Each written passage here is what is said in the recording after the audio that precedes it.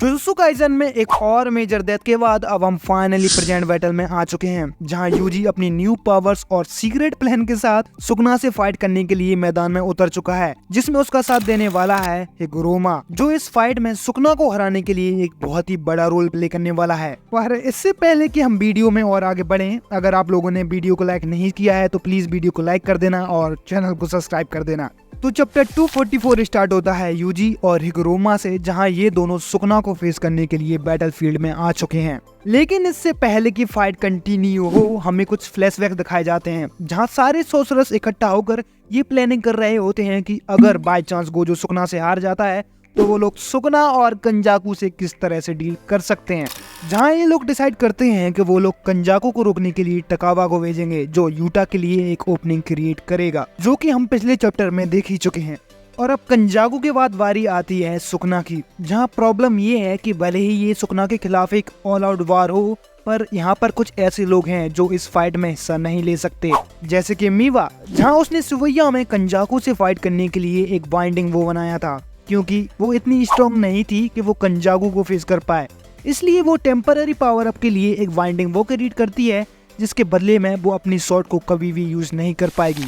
जिसके तुरंत बाद कामो भी डायरेक्टली कुसाकाबे से बोल देता है कि वो इस फाइट में पार्टिसिपेट नहीं कर पाएगा, क्योंकि उसे ऐसा नहीं लगता कि वो इस फाइट में ज्यादा कुछ हेल्प कर पाएगा। जिसके बदले में कुसाकाबे सबसे बोल देता है कि यहाँ पर किसी के साथ कोई जोर जबरदस्ती नहीं है, जिसको आना है वो आओ और जिसको जाना है वो चले जाओ। जिसके बाद यूजी कामो को कुछ चीज सिखाने के लिए थैंक्स बोलता है, कंपेयर टू चोजो जो टीचिंग में बिल्कुल बेकार है। एंड नाउ आई वंडर कि यहाँ पर एक्चुअली यूजी किस बारे में बात कर रहा था। अब या तो हो सकता है कि चोजो और कामो ने यूजी की बेसिक ट्रेनिंग में हेल्प की हो, या फिर ऐसा भी हो सकता है कि UG blood manipulation curse technique use कर सकता हो, इसीलिए शायद चोसो और कामो ने यूजी की हेल्प की होगी उसकी ब्लड मैनिपुलेशन टेक्निक कंट्रोल करने में। क्योंकि ऐसा हो सकता है कि यूजी ने डेथ पेंटिंग्स को खा लिया हो, क्योंकि उसने चोसो से खुद बोला था कि वो सुकना को हराने के लिए कोई भी चीज खा सकता है। And as a result he gain blood manipulation curse technique. और मुझे लगता है कि यूजी के हैंड्स में जो चेंजेस आए हैं वो भी उसकी ब्लड मैनिपुलेशन कर्स टेक्निक की वजह से ही आए होंगे, क्योंकि हमने पहले भी चोसो को अपनी ब्लड मैनिपुलेशन टेक्निक का यूज करके अपनी फिजिकल पावर को बढ़ाते हुए देखा है, तो शायद यूजी उसको एक नेक्स्ट लेवल पे कर पाए।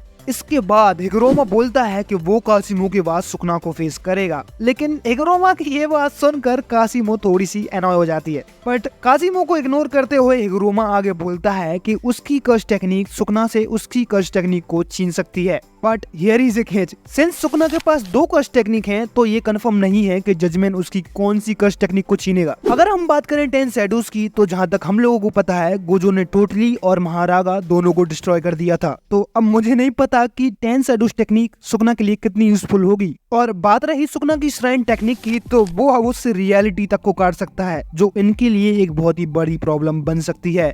तो अच्छा होगा कि जजमेंट उससे उसकी ये टेक्निक छीन ले, जो कि हिगुरोमा और यूजी के लिए एक बहुत ही बड़ा एडवांटेज हो सकता है। बट होने को तो सुकना के पास और भी ज्यादा मल्टीपल कर्स टेक्निक्स हैं या हो सकती हैं, तो पता नहीं आगे क्या होने वाला है। लेकिन हिगुरोमा के हिसाब से अगर सुकना को डेथ पेनल्टी की सजा मिलती है, तो वो अपनी एग्जीक्यूशनर शॉट का यूज करके उससे फाइट कर सकता है। और आप लोगों की इंफॉर्मेशन के लिए बता दूं कि हिगुरोमा की एग्जीक्यूशनर शॉट इतनी पावरफुल है कि सिर्फ उसके एक अटैक से वो किसी को भी मार सकता है, यहाँ तक कि सुकना को भी।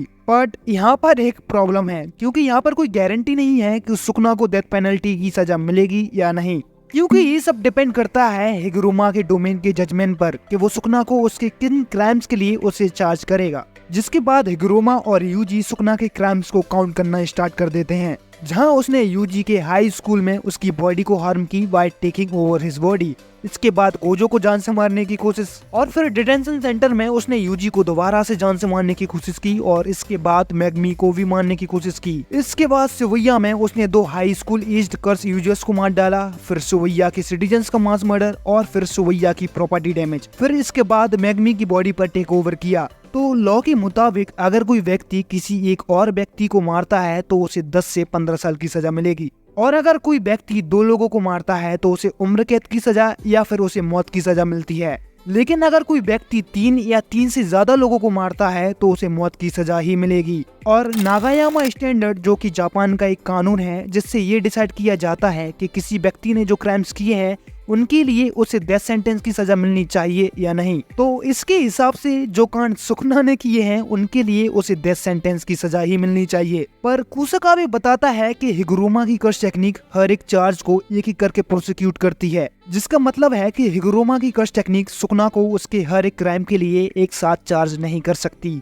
जैसे कि क्या हो अगर जजमेंट सुकना को सिर्फ यूजी की बॉडी को टेक ओवर करने के लिए चार्ज करे, जिसके कारण सुकना उसके और मेजर क्राइम्स के लिए बच सकता है। तो यहाँ पर कोई 100% गारंटी नहीं है कि उसे डेथ पेनल्टी की ही सजा मिलेगी। पर प्रॉब्लम सिर्फ यहीं तक ही खत्म नहीं होती। एक्चुअली जजमेंट सुकना के मेजर क्राइम को इग्नोर करके उसके सिर्फ माइनर क्राइम्स के लिए भी चार्ज कर सकता है। देखो मैं समझाता हूँ। सुकुना ने सोविया में मास मर्डर तो किया ही था, पर उसके साथ साथ उसने सिटी को भी डिस्ट्रॉय किया था। तो बेसिकली जजमेंट सुकना को मास मर्डर की जगह सिर्फ प्रॉपर्टी डैमेज के लिए भी चार्ज कर सकता है, विच इज हिलेरियस। और इन्हीं सब प्रॉब्लम्स की वजह से यहाँ पर सिर्फ 30% से भी कम चांसेस हैं कि सुकना को डेथ पेनल्टी की सजा मिलेगी। और बात रही सुकना के 1000 साल पहले वाले क्राइम्स की, तो इसकी कोई गारंटी नहीं है कि उसे उनके लिए सजा मिलेगी, क्योंकि हेयन एरा में स्टैच्यू ऑफ लिमिटेशन को इंक्लूड नहीं किया गया था। तो बहुत से कम चांसेस हैं कि सुकना को उसके 1000 साल पहले वाले क्राइम्स के लिए चार्ज किया जाएगा। लेकिन इन सब प्रॉब्लम्स का सॉल्यूशन हमारे यूजी के पास है। एक्चुअली यहाँ पर यूजी अपने प्रीवियस केस को रिट्रायल करवाएगा, पर उसके साथ साथ वो सुकना को भी इस केस में ड्रैग करेगा, जिससे कि वो लोग सुकना को शिवैया मैसेकर के लिए चार्ज करवा सकें। और इसी प्लान के साथ यूजी और हिगुरोमा बैटलफील्ड में उतर जाते हैं, जहाँ कुछ वक्त के लिए में सुकना को अपने क्रोस से डिस्ट्रैक्ट करती है, पर ये क्रोस कोजो, सुकना और कंजाकू जैसे मॉन्स्टर्स पर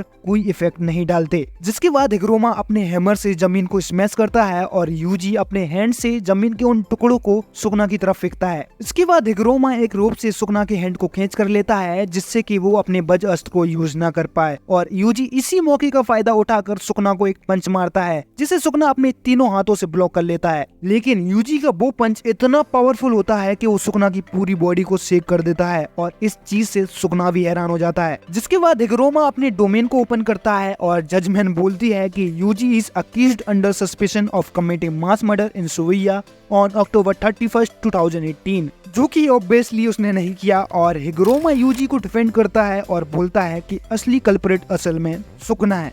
मतलब आगे तो यही बोलता है ना। और इसी के साथ ये चैप्टर यहीं पर ही खत्म हो जाता है। और खैर इन्होंने जो भी अब तक प्लान किया था वो तो अभी तक सब ठीक चल रहा है, लेकिन आगे का कुछ नहीं बोल सकते।